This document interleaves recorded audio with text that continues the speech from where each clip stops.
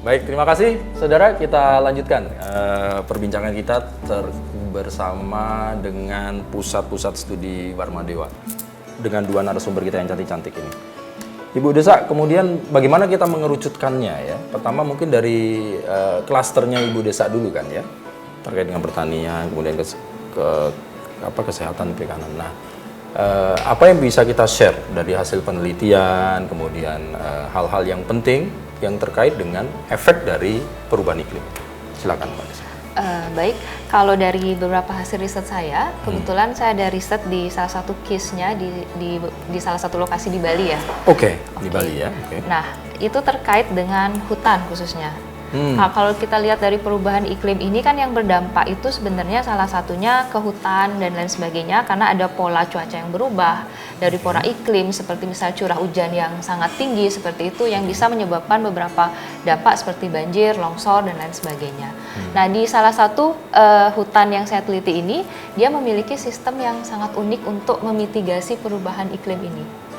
Karena mereka sudah merasakan bahwa dampak yang mereka hadapi ya seperti tadi banjir, longsor itu menimbulkan kerugian yang sangat besar. Oke, ini dampak langsung dari perubahan iklim? Iya, salah satunya Salah mungkin satu. secara tidak langsung ya. Oke. Karena kan remetannya panjang ya. Oke. Banyak yang berubah dari suhu, misalnya dari suhu tanah, kalau misalnya dari... Jadi, sebentar Bu Desa, jadi perubahan yang mereka rasakan ini mungkin berdampak dari 5-10 tahun yang lalu? Iya, bisa jadi Sekarang yang sudah sangat, terakumulasi. sekarang sudah sangat apa boleh dikatakan, berbeda sekali? Iya. Oh, oke. Lanjut. Yang terakumulasi, yang dampaknya kita mungkin lebih banyak hadapi sekarang. Seperti itu. Nah, dari mereka yang hadapi tadi, dari dampak perubahan iklim tadi, misalnya dari sektor pertanian, dari sektor pertanian itu kan jadinya ada suhu tanah yang meningkat dan lain sebagainya. Jadi mereka mengakali di tempat yang saya teliti ini dengan sistem agroforestry. Oke. Jadi bisa di hutan ini, jadi ada 3 zona ya. Misalnya zona awal itu ada zona konservasi, zona pemanfaatan, dan juga ada kebun dari warga itu sendiri. Jadi di semua zona tersebut menerapkan, khususnya di pemanfaatan, menerapkan sistem agroforestry. Karena kan kalau di zona konservasi mereka tidak boleh Jadi beraktivitas. agroforestry ini apa ya sederhananya? Jadi Mirip tumpang sari. Ya? tumpang sari ya. Oke. Jadi dalam satu lahan tidak hanya Bermacam-macam tanaman maksudnya gitu kan. karena kan dampak dari perubahan iklim ini juga nanti bisa berdampak ke ketahanan pangan. Kalau kita bisa menanam dengan sistem agroforestry ini, kita tidak akan bergantung dengan satu tanaman saja. Ada banyak tanaman yang ada di sana. Seperti itu. Karena kan tentunya dari perubahan iklim ini dampak yang signifikan itu ke produksi pangan. Nah, untuk menanggulangi inilah salah satunya dengan sistem agroforestry ini seperti itu. Oke, jadi kalau temuannya, hasil penelitiannya, kerawanan apa kalau yang terjadi? Kalau misalnya dari sistem agroforestry ini kan, kalau mereka tidak memanfaatkan sistem agroforestry, tentunya akan mempermudah misalnya terjadinya longsor. Terus produksi dari tanaman tersebut menurun dan juga keanekaragaman hayatinya berkurang. Karena ini kan saling terkait ya, dia komprehensif bahwa dalam satu ekosistem semuanya saling mempengaruhi satu sama lain. Ekosistem service istilahnya atau pelayanan ekosistem seperti hutan itu kepada masyarakat yang ada di sekitar atau siapapun yang menikmati dari hasil dari hutan tersebut. Jadi dengan sistem ini nantinya masyarakat itu juga akan diuntungkan dari sistem agroforestry ini.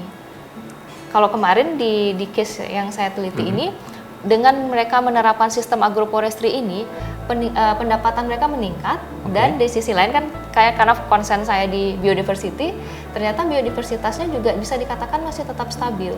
Biodiversitas tuh maksudnya? Biodiversitas bisa masuk, misalnya dari segi tanah itu, di tanah kan banyak ya, ada mungkin ada bakteri, ada jamur, ada semut, ada cacing, itu kita nyebutnya istilahnya fauna tanah. Itu yang bisa mempengaruhi kesuburan, tanah, kondisi tanah itu bagus gitu ya, sederhananya gitu ya Bu Emma. Dan juga tidak dimungkinkan kayak ada burung itu kan salah satu bisa jadi polinator juga, dan serangga-serangga polinator yang lain. Nah itu yang sangat dipengaruhi. Jadi dengan sistem itu ternyata waktu itu kan membuat sebuah kita menghubungkan, bagaimana sih dengan sistem ini, apakah produksi meningkat, apakah biodiversitas meningkat, atau malah sebaliknya. Dari hasil yang didapatkan ternyata menunjukkan dengan sistem ini ya produktivitasnya meningkat dan juga biodiversitasnya masih bisa dikatakan cukup stabil gitu. Bagus. Jadi dua manfaat ya bisa terjaga. Kalau yang realnya sekarang mereka tanaman apa, Bu? Kalau boleh tahu sekarang di masyarakat. sana masyarakat ada yang menanam kopi, vanili, mereka ada aturan khusus. Jadi mereka harus ada tanaman pohon, tegakan pohon sebelum di tanaman inti mereka ya, misalnya vanili atau kopi, dan di pinggir-pinggirnya mereka wajib menanam tanaman.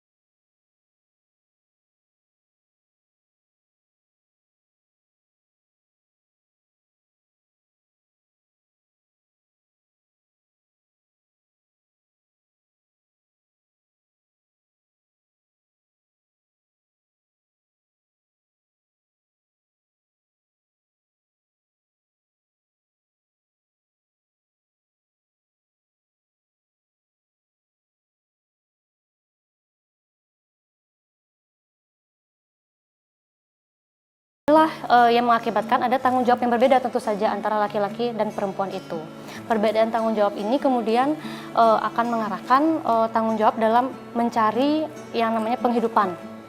Nah, penghidupan itu hubungannya dengan perubahan iklim. Ketika perubahan iklim itu sebagian besar masyarakat bergantung pada sumber daya alam, untuk mencari penghidupan itu tentu saja akan lebih sulit. Dari segi air, dari makanan, masyarakat yang bergantung dengan sumber daya alam sangat terpengaruh. Dan perubahan iklim membuat berkurang sumber daya tersebut. Itu gini ya. Jadi karena perubahan iklim itu akhirnya mempengaruhi tadi ke yang pertanian, sumber-sumber daya alam kita itu, sementara padahal masyarakat kita nih, yang terutama yang tropis, tidak juga tertutup dengan kita yang di Bali, itu sangat bersentuhan dengan pertanian, dengan resource.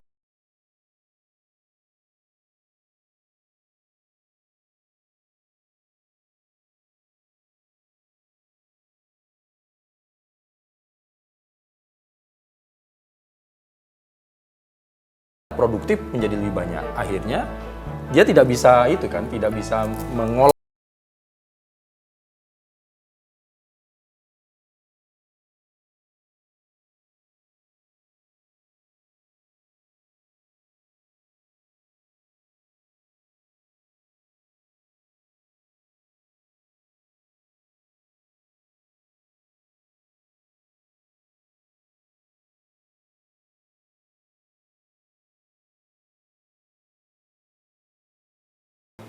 Tekanannya ada di mana?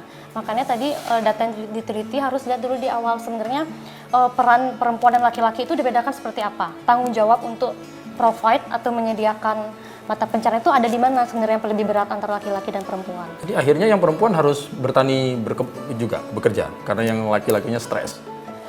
Ya, sebenarnya bukan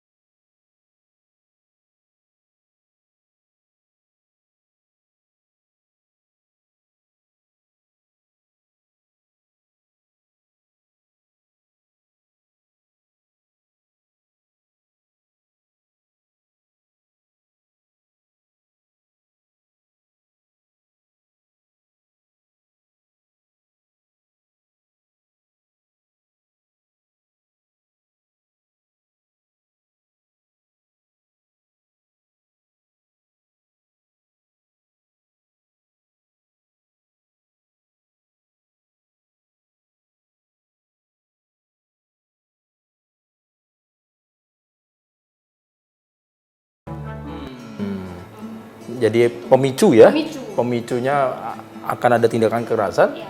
yang notabene mungkin secara lebih banyaknya gender woman-nya yang kena nih. Kekerasan itu sebenarnya Atau bukan, sama aja? Tidak juga ya? Yang laki-laki juga kena? ya kalau misalnya ngomongin data, sebenarnya kekerasan itu bukan hanya dialami perempuan sih. Kekerasan itu ada 3, ada kekerasan di ranah privat, ada di publik, ada ranah negara juga. Kalau dari catatan tahunan Komnas Perempuan memang lebih banyak dialami oleh perempuan. Itu kita berbicara data. Kendati pun tidak terlepas juga dialami juga oleh laki-laki. Anak perempuan, laki-laki, kelompok minoritas gender itu semua mengalami sih kekerasan itu. Jadi memang dampaknya tuh ternyata kan tidak cuman masalah panas berlebihan, tidak cuma sekedar akhirnya kalau curah hujannya tinggi banjir longsor gitu kan. Kalau sederhananya kita kan kadang-kadang bicara tentang itu, waduh perubahan iklim nih, akhirnya panas perubahan iklim. Iya. Betulnya kayak gunung es itu banyak yang di bawah ini sebetulnya faktor-faktor yang akan terjadi oleh karena perubahan iklim ini. Itu ya Bu Desa, Mbak Rana ya. Karena kata-kata pemanasan global itu mungkin. Pemanasan. Jadi makanya perubahan iklim Terkesannya terkait panas. hanya peningkatan suhu Betul. saja gitu. Padahal curah hujan yang tinggi juga ya Bu Desa mengakibatkan banjir, hilang juga tanahnya yang tidak bisa ditanami juga kan kalau banjir. Baik, nanti kita lanjutkan ya. Nanti kita ngerucut lagi lebih kepada apa ya, aplikasi apa temuan-temuan, kemudian apa yang harus kita lakukan, kemudian seperti apa. Itu ya Mbak Desa dengan Mbak Ratna. Saudaranya, jangan kemana-mana, kita lanjutkan.